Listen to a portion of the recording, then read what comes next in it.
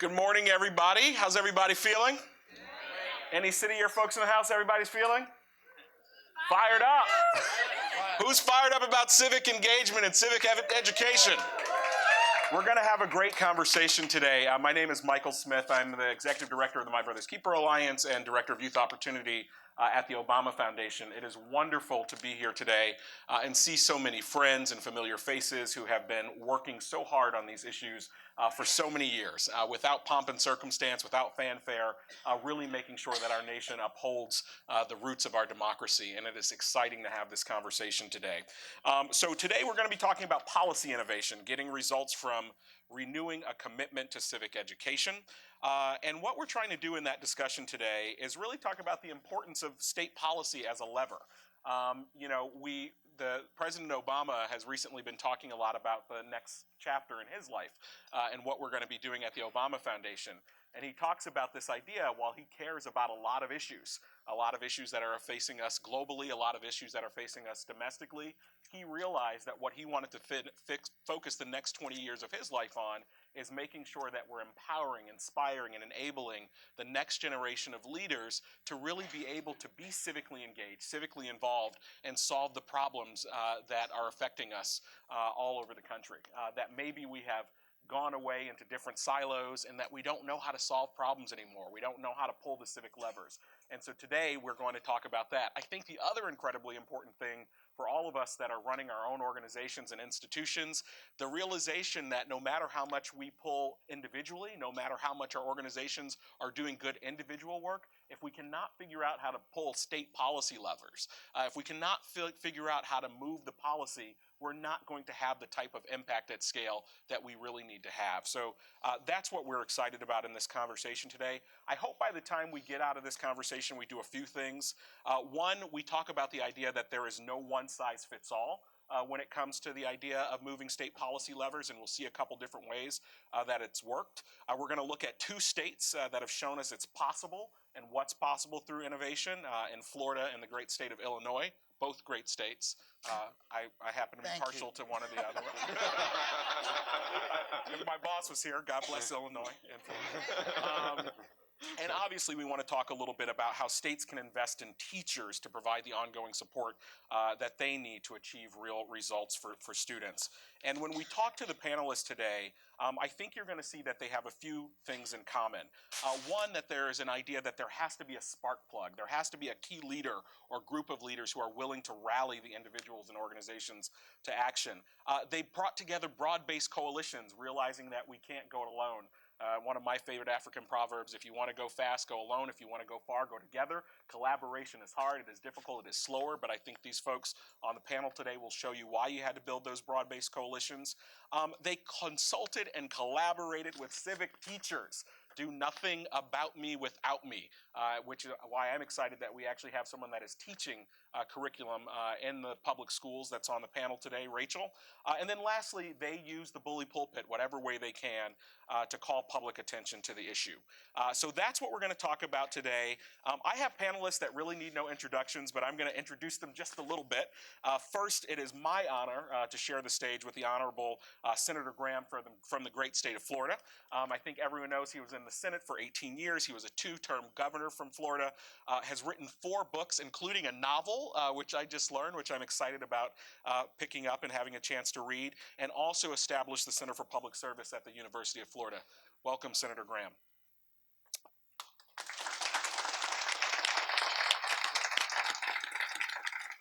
Next to Senator Graham, we have Sean Healy, who is the director of the Democracy Program at the McCormick Foundation. Sean also chaired the Illinois Task Force on Civic Education, which led to a required civic course in high schools throughout the state.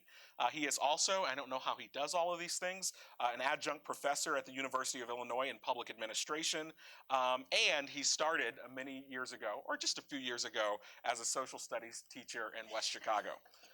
Next to Sean, we have Rachel Rohde, who is a social studies teacher in the great state of Illinois at George Washington High School in Chicago.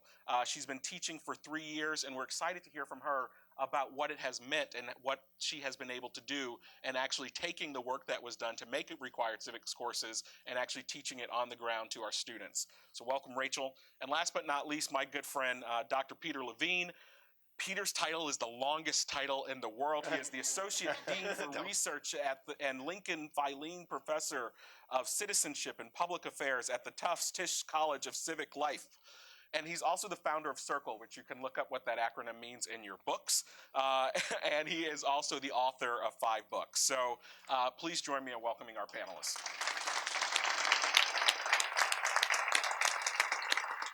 Before we get started with our questions, for the benefit of the panel, I want to do just a little polling to see who's in the room. So how many folks in the room today are educators at any level? That is phenomenal. All right, we got a lot of educators. How many folks are NGO leaders? Okay. How many folks are in federal government?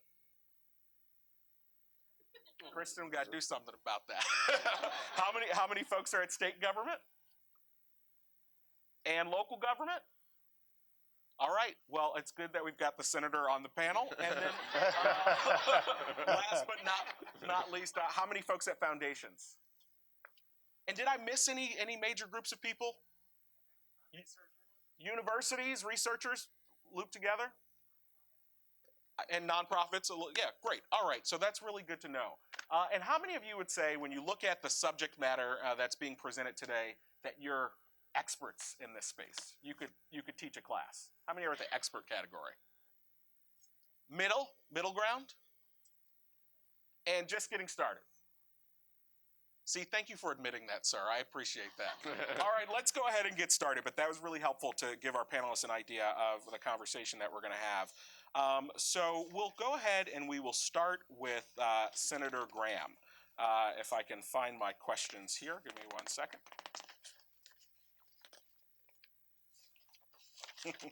Too much paper.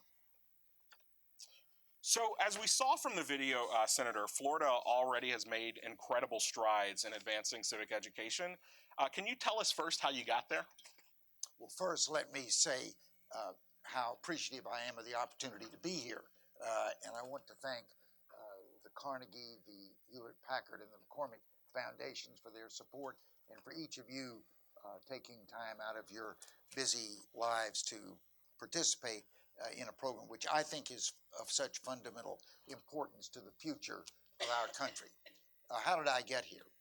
Well, when I went to public school between the 7th and the 12th grade, I took 3 one-year courses in civics, one of which was referred to by the previous panel, Citizen Inner Democracy, which emphasized current events.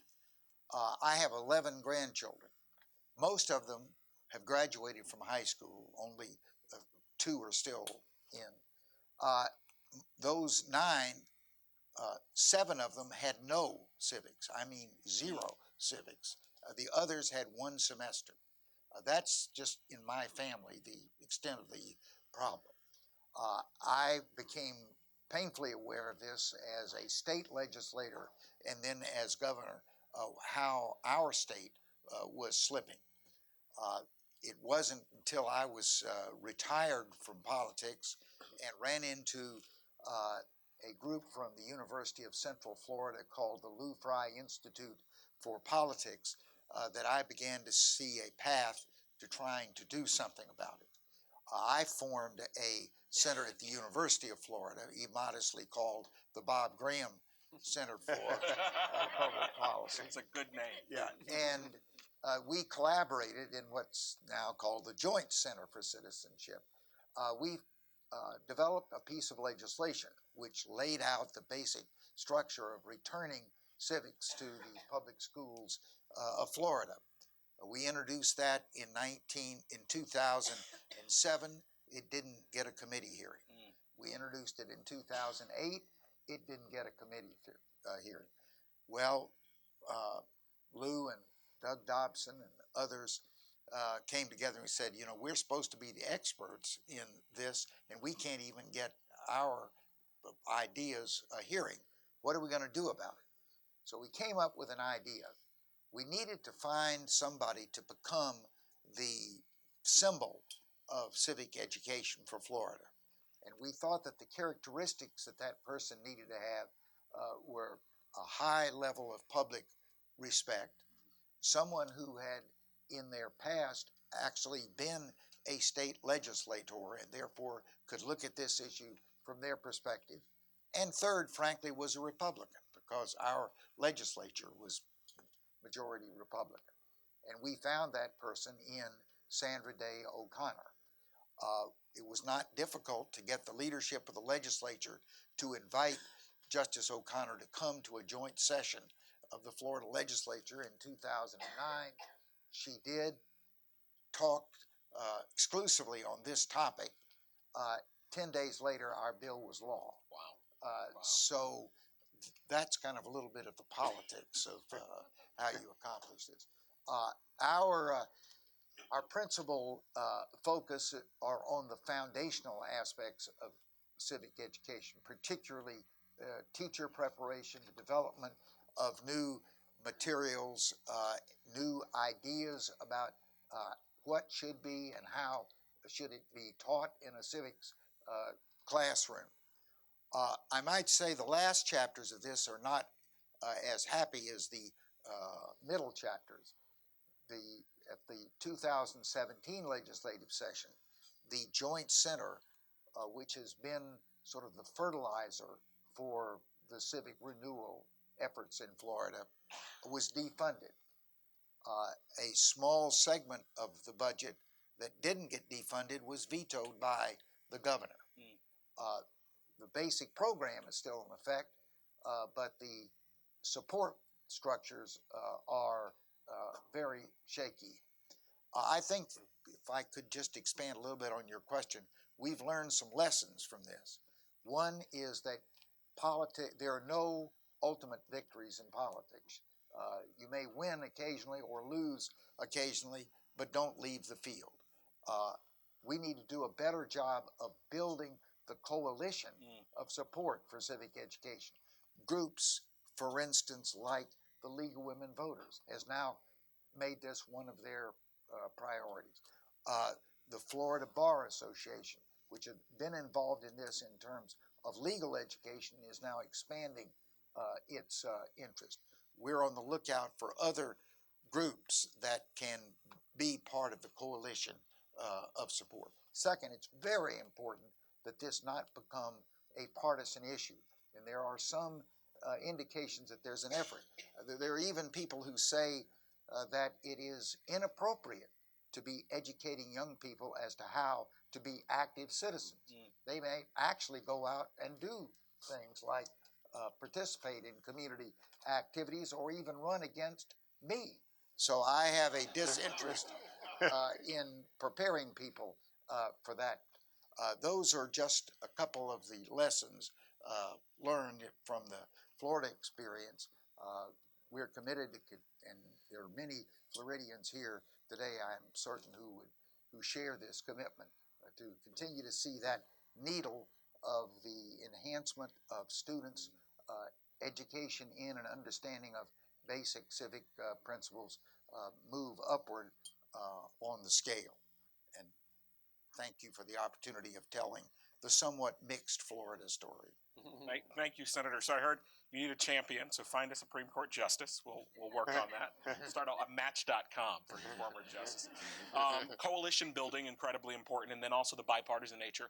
I wonder if you could talk a little bit more about your tactics to convince your colleagues in the legislature, especially when, for so many people, even if they don't have an issue with this, it doesn't seem as important as the priorities around STEM, around making sure that we're increasing grade level and getting our scores right. How did you convince your colleagues? What does it take to motivate folks to get them to make this a priority?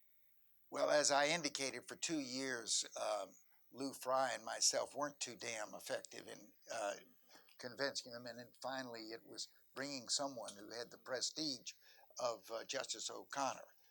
But I think the policies and rationale of the first panel are the fundamental ammunition to convince decision makers that this is an important, I think, a critical time for America.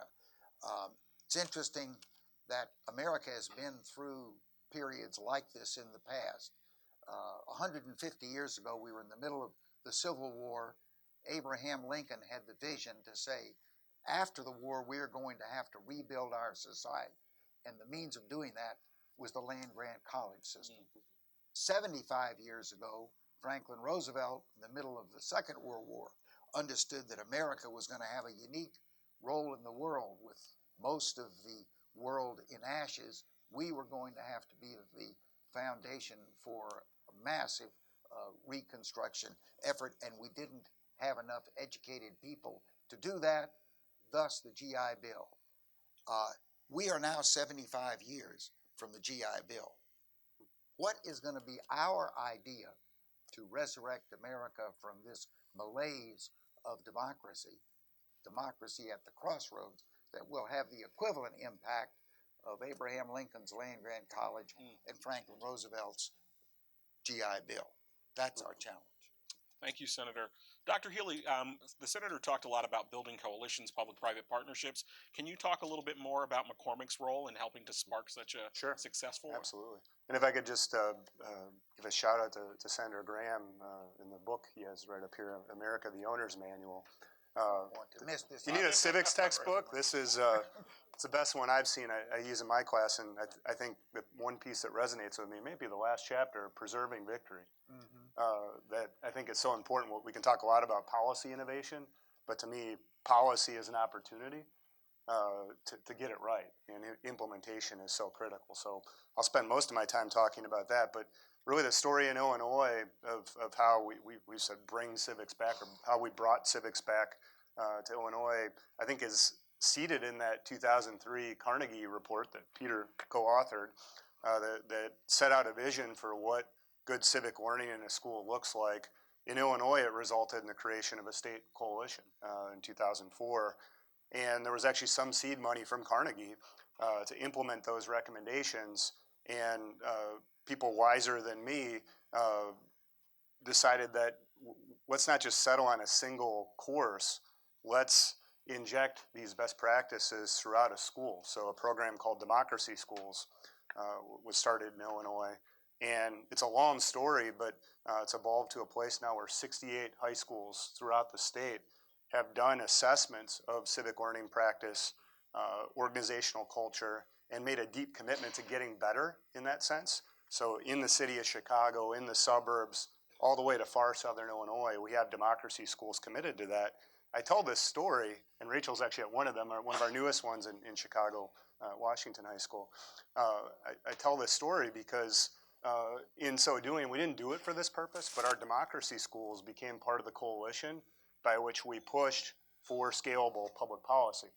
And so, as you said in my introduction, we had a task force a few years back. I got to say I was skeptical of the task force. Like, we kind of knew what we wanted to do, but once again, wiser advice than me. We followed that advice. We did a task force. We put forth some recommendations. We went across the state and did public hearings, which was critical. It legitimized what we were recommended. And our number one recommendation was, yes, require civics. There are 11 states that don't do this. Proud to say we're not among that 11 anymore, and I think it's 10. Ted McConnell can correct me on that if I'm wrong. But it culminated in legislation a couple of years ago. I'll never forget the call number, House Bill 4025. And we had to do bipartisan advocacy also. We had a supermajority of Democrats in our state legislature. Our co-sponsors were Democrats. Got a Republican to sign on late in the game on the Senate side, but then we had a Republican governor, and we didn't want to be in a situation where we had to override a veto, right, on civic education. So very proud to say we built bipartisan support. We got over half the Republican caucus in both houses, and the governor signed it. Just one advocacy story, we mobilized our teachers and students. One of my favorites is we had a Republican legislator who's now retiring, actually, vote against this bill in committee. And as we started preparing for the roll call on the House side, we mobilized our teachers. And one of our teachers in particular at a democracy school reached out to this legislator. And she was responsive to him, and they scheduled a phone call. Phone call happens. They're calling the roll. she gets up and actually speaks and said, you know, I got to say, I was schooled by a social studies teacher. She changed her mind, spoke out in favor of the bill, and voted yes. There's some great student advocacy stories too. The bill itself is now law, I'm happy to say. It requires a semester of civics in high school, took effect last fall, and it embeds proven civic learning practices. That's what I'm actually most proud of. So of course there's instruction on government institutions, but there's also discussions of current and controversial issues, service learning, and simulations of democratic processes baked in that. And simultaneously, our second recommendation of that task force was to update our state social studies standards. We did that with the State Board of Education, and we incorporated or borrowed from the National Council for the Social Studies in their C3 framework, which is, it's complex, but the beauty of the C3 framework is there's a take action component that's K-12 across the social studies. So that really informs how this course is taught. So we've gone from bring civics back to civics is back. And it's important to say, as we advocated for this law, I just read the other day, Illinois is now 49th in fiscal solvency. So there's someone we're better than, but the fiscal state of my state, not all that great. So we knew going in, there's no way we could go in and advocate for this without a plan to support implementation. And that's where my boss, David Hiller, organized other funders in Chicago, both at the foundation level and at the corporate level, to commit dollars to support implementation. And implementation for us was and is intense teacher professional development throughout the state of Illinois. So we went in and said, we have a funded mandate. You pass this, we will support implementation. We're deep in the throes of that right now. It's a public-private partnership. We work extensively with regional offices of education throughout Illinois, public universities. We host professional development for teachers. My rule is a teacher, no matter where they live, and we're a big state, top draw the line across to Boston, bottom draw the line across to Richmond, big state. Teacher, no matter where they live, has access to PD within an hour drive, and we've lived up to that promise. We've leveraged relationships with many of our partners. MICVA Challenge is here in the room. They're one of many that has helped us train teachers, provide their curriculum, et cetera. Constitutional Rights Foundation's also in the room, and was happy to hear that their materials are being used as a result of some of the training that we're doing. And just a quick comment on how it's going.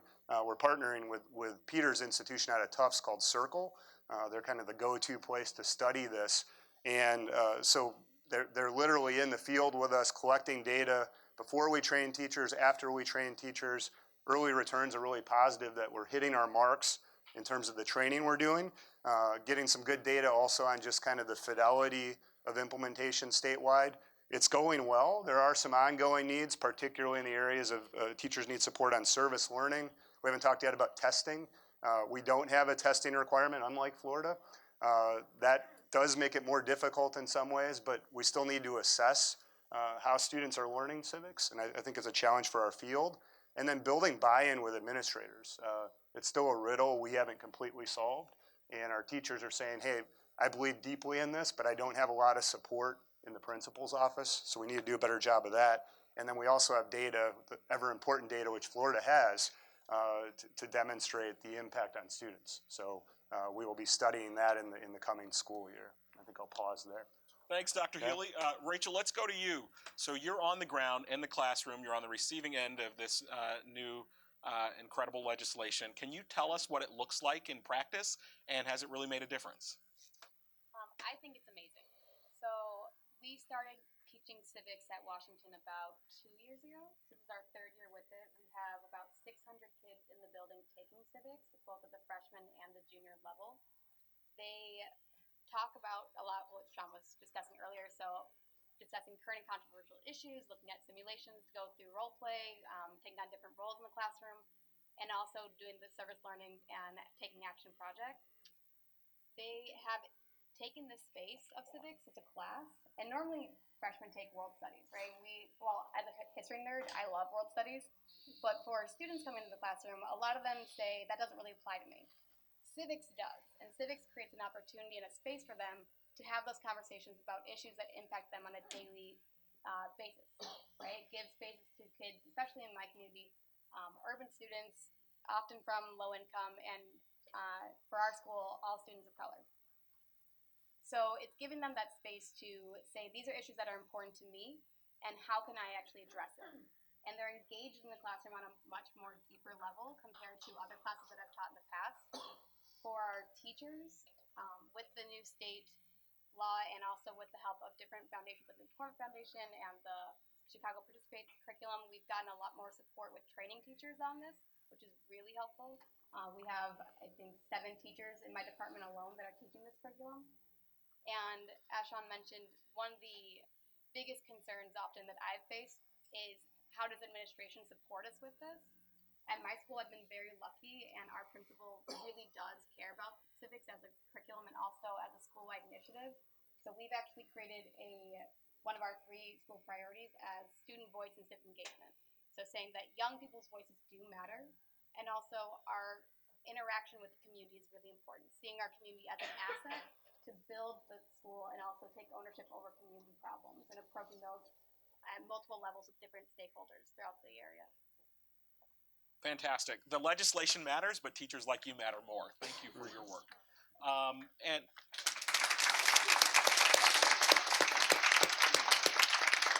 I see myself wanting to be in your class. Do students call you Miss Roti? Miss Roti, or some of them have recently started calling me Mom. Oh, I'll call you Miss Roti. Thanks. So we're going to go one last question to Dr. Levine, and then we'll take questions or comments from the audience. So Peter, could you tell us a little bit, you've studied this, you've written about this. Can you tell us what the legislation has meant for improving civic learning outcomes, and then what we can all learn from the process that happened in these states? Yeah, sure. Thank you, Michael, for doing this. And this is a good moment for the field to reflect, because we have 2 impressive efforts underway in 2 of the nation's most important states. And they're interestingly different, and I think that's one point I want to make. So different strategies. One, the Florida legislation includes a high-stakes test. Illinois doesn't. Both have course requirements, but they're at different levels, 7th grade and high school. So they're different in a bunch of ways. And that's important to know because, I think it was you, Michael, or somebody on the panel said one size doesn't fit all. Mm-hmm. There are differences probably of opinion in this room about how to do it. For example, about whether high-stakes testing is the way to go. But even if we all agreed, there are definitely differences in our state legislatures. So not every state is going to do either of these things or any other recipe. But but both are working. We have preliminary evidence, at least in both cases. In Florida, we have test data with a nice upward curve, and we have that because the legislation required a test. In Illinois, we have very significant data, mainly through the teachers, about what they're learning and about what they're experiencing in the classroom, what their kids are experiencing in the classroom. In both cases, what's important is the follow-through, and so this is a theme that's already been raised by several people, including Senator Graham. You can. It's very tempting for a policymaker to say, "Got to do something about civics. Let's make sure there's a course." In many states, there is a course already, or let's slap a test on, and then that'll solve the problem. We can go and deal with something else, and they do have other things to deal with. But there's no evidence that a quick fix works. First of all, it's not sustainable. So what Senator Graham said about the legislature taking away what it giveth is a common problem. But also, you have to implement well. For example, there's a tremendous range in the quality of tests. A test that's mandated by the state legislature, but that nobody appropriates any money for, is likely to be a terrible test, and I mean really bad, like with the questions actually being wrong. The answer keeps being wrong. I mean, there's quite a lot of that. So if you're going to do a test, and if that's the strategy you use, it better be a good test, and it needs to be a new test every year. You can't give the same test, then people will cheat. So there are a sort of ongoing investment, and part of the ongoing investment certainly is professional development and support for the teachers, because what you just said about Rachel is true. The legislation doesn't matter as much as the teacher, and the teacher needs support. So, and both of these states have a really strong commitment to teacher professional development, to teacher learning. Illinois, one thing I don't think Sean really said explicitly, but I know he knows, is they have a very strong commitment to teachers as local leaders of this effort, and as teachers as teachers of teachers. And so there's real evidence that they're emerging teacher leaders there. But whatever you do, you've got to follow through because ongoing curriculum development, making that test, if it's going to be a test, a good one, using the data for something other than just failing some kids, but deciding what to do about the kids who failed, supporting the teachers, all of that takes ongoing support. And even just defending what you've done in the legislature takes support. So I certainly believe in the state role in public funding, and I would fight for that to the last breath. But the amounts of money we're talking about in both of these states are actually pretty small. So in Illinois, 49th out of 50th in fiscal stability. It's a privately funded, at least for the time being, it's a privately funded effort. The key thing is that there are funds. They're not enormously expensive, but they got to be there. And there's got to be a coalition with some political clout, a bipartisan coalition with very strong voice for educators and with youth voice.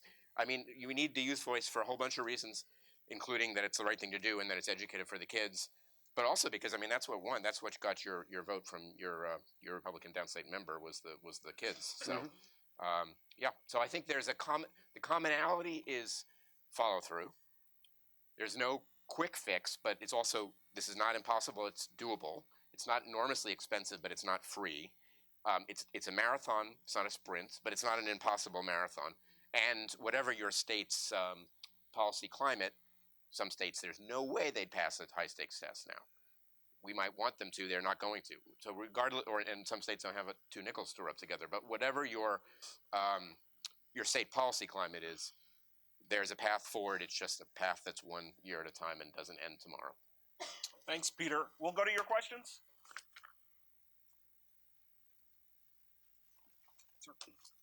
Is there a mic, or should folks just stand up? A mic is coming. Hi, Steve Rothstein, John F. Kennedy Library Foundation. Thanks to all the panelists. The question on the assessment. I'd be curious of the moderator whether you'd ask folks in the room how many people think an assessment is a good idea, and for states that don't have an assessment, Peter or others, how do you measure success? How many people think assessment is a good idea? A little bit more than half. Okay, great. Peter? And the number might have gone up, I'm just guessing, if we said not necessarily a high-stakes student test. Yeah. Because there are other ways to assess. I mean, you can assess, I think, a strong, others should weigh in quickly, I'll be quick, but a strong element in Illinois has been the assessment of what opportunities are available in schools. So the democracy schools that Sean built and others built first, before they got to the legislation, the democracy school things was less about measuring the kids' outcomes than about doing an inventory of what the school offered.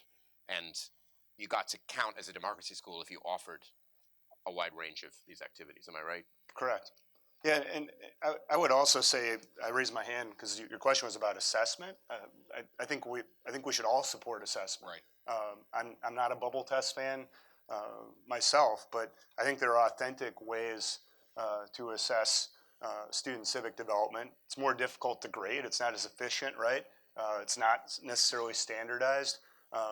My colleague that leads our teacher training has written a piece for Social Education magazine, and she's argued that the action itself is the assessment, and that the new C3 framework that I referenced earlier with that take action component kind of builds that in. So I do think we need to train teachers on how to do that, and I do think, yeah, we do need more, I don't know, prescriptive is the word, but to really solidify what I'm saying here, which is, it's easy to say authentic assessment.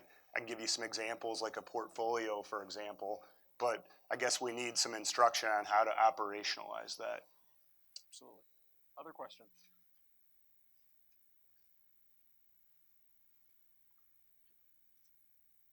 Paul Bowman is in the room.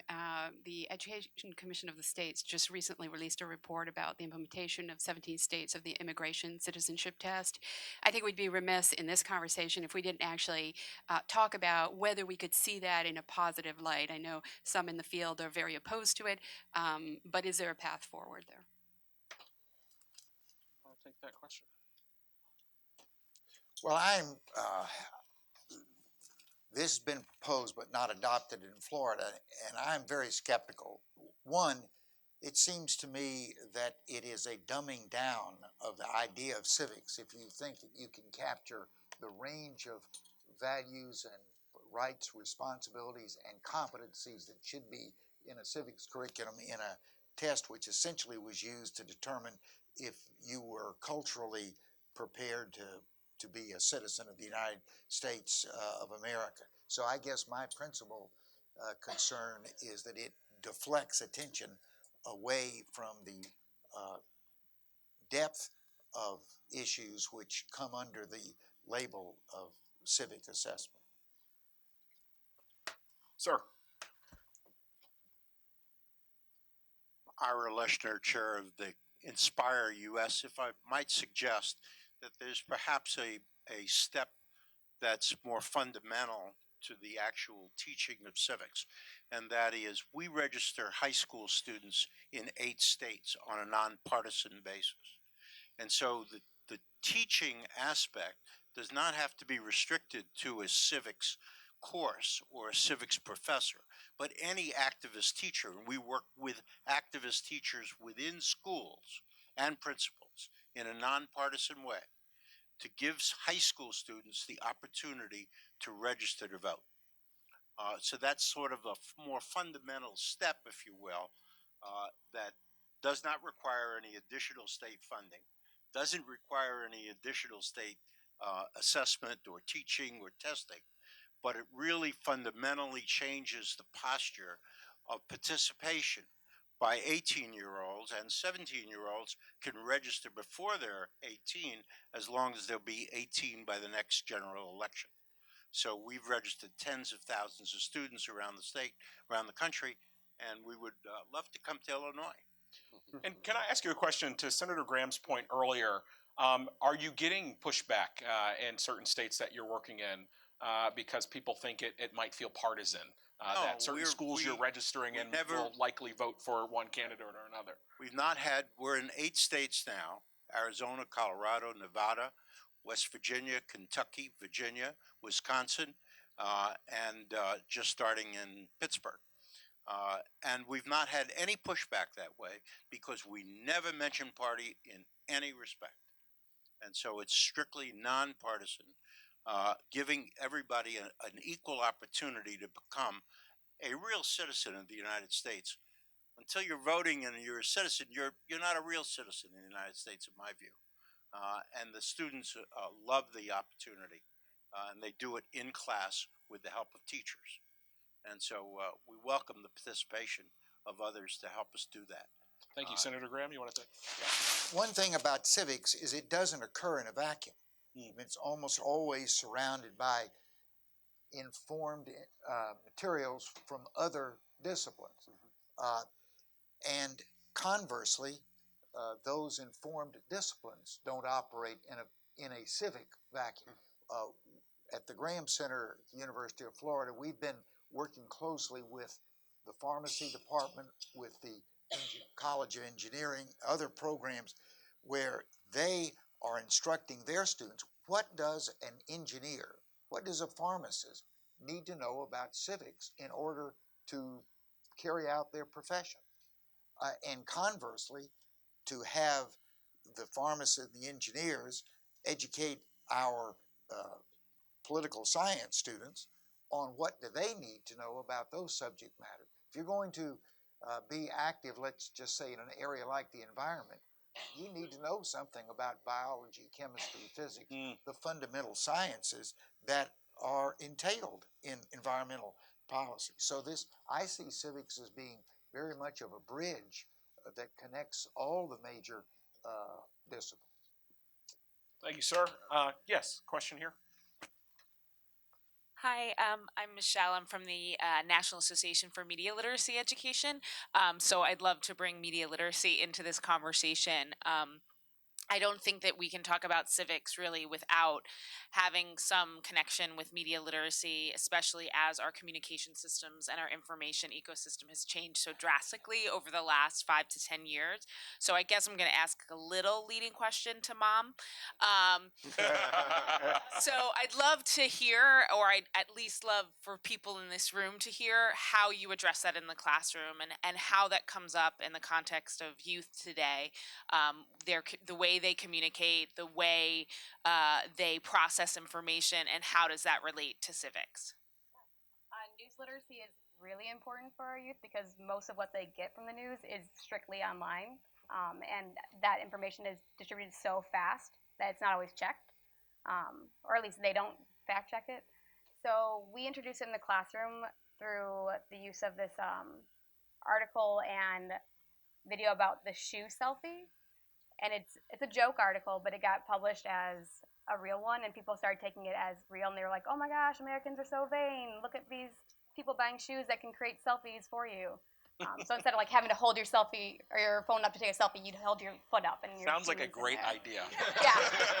All my students are like, "How are they able to balance so well?"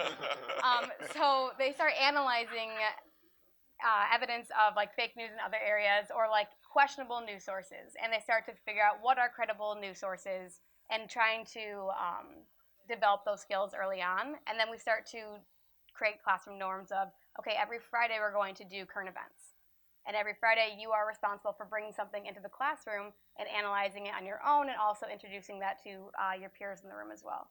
So it is really important for them to have those skills of news literacy and having able to have those conversations around what's going on in the community right then. I was just going to say, I've been in this field for a long time. I've never seen a more rapid change in the conversation within the field as in the last year, when news media literacy has just taken it over for good reasons. I know you have been toiling in those vineyards for a long time, but this community needs to pay attention. And it can't be our parents or even our own news media literacy, because it's an entire, you're not teaching kids how to understand the difference between the editorial page and the front page. That distinction is collapsed. So, and kids are also more powerful because they're actually determining what news is spread. So and they're sometimes making and creating and curating the news. But with power comes responsibility, and they themselves are often the first to say they don't know how to exercise that responsibility. I would actually love to hear Senator Graham's position on this. I think you did your first term for governor in 1979 in Yes. Florida. Is that right? So Correct. you have seen shifts, and I wonder how you would approach this issue in 1979 as opposed to how you would approach it now. How much is the same? How much is different when you think about this issue? Well, of course, the most obvious difference is the enormous breadth of where people can get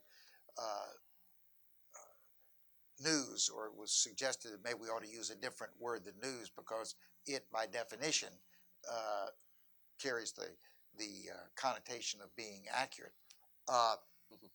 When I was first governor, there were 3 channels that you could get news over television.